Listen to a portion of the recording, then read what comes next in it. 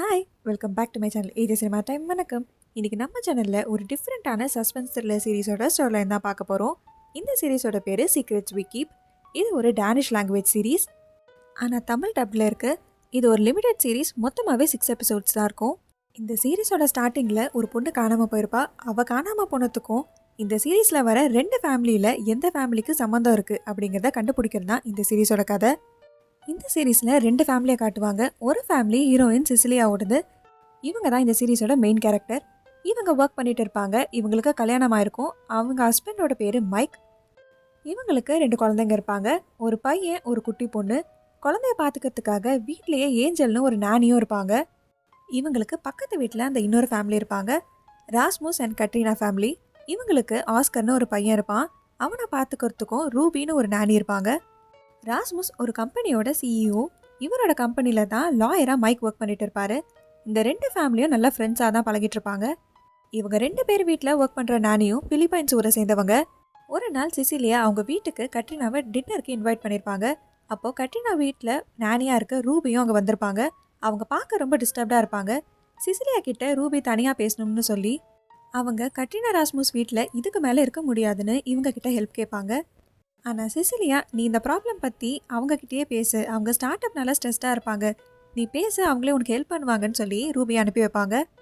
அதுக்கப்புறம் சிசிலியா ஒரு டேப்லெட் போட்டு நைட்டு தூங்கியிருப்பாங்க. இவங்க தூங்கினதுக்கு அப்புறம் தான் மிட் நைட்டில் இவங்களோட ஹஸ்பண்ட் வீட்டுக்கு வந்திருப்பாரு. அடுத்த நாள் காலையில் ரூபியை காணும்னு அவள் சொல்லாமல் எங்கேயோ வீட்டை விட்டு போயிட்டான்னு கட்ரினா வந்து சிசிலியா கிட்ட சொல்லுவாங்க. ரூபியோட ஃபோனுக்கு ட்ரை பண்ணி பார்த்தாலும் அது ரீச் ஆகாது. இப்போ இவங்க எல்லாரும் சேர்ந்து போய் ரூபியோட ரூமில் செக் பண்ணி பார்ப்பாங்க. ரூபியோட பாஸ்போர்ட், பணம் எல்லாமே அங்கே தான் இருக்கும்.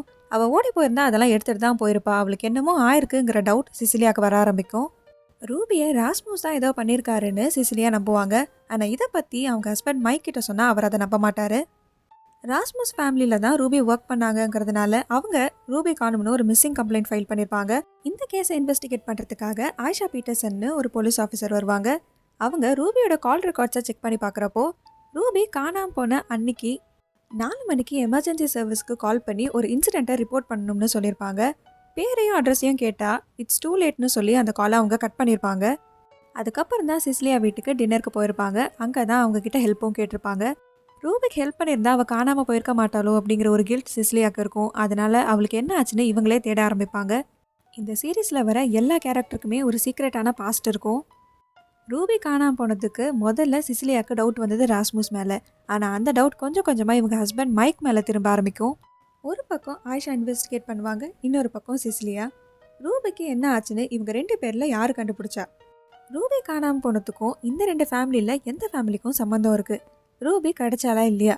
அவள் காணாமல் போகிறதுக்கு முன்னாடி எந்த இன்சிடெண்ட்டை ரிப்போர்ட் பண்ணுறதுக்காக போலீஸ்க்கு கால் பண்ணா? இதெல்லாம் தான் இந்த சீரீஸோட கதை. சீரீஸ் ஸ்டார்ட் ஆன ஒரு 10 நிமிஷம் ஸ்லோவாக போகிற மாதிரி இருக்கும். அப்புறம் போக போக நல்ல இன்ட்ரெஸ்டிங்காக இருக்கும். இந்த மாதிரி சீரீஸோட ஸ்டோரிலைன் பற்றி தெரிஞ்சுக்க நம்ம சேனலை சப்ஸ்கிரைப் பண்ணிவிடுங்க. பக்கத்தில் இருக்க பெல் ஐக்கானை கிளிக் பண்ணிவிடுங்க. இந்த வீடியோ உங்களுக்கு பிடிச்சிருந்ததுன்னா இதுக்கு லைக் பண்ணிவிடுங்க. டாடா bye bye from AJ cinema time. வணக்கம்.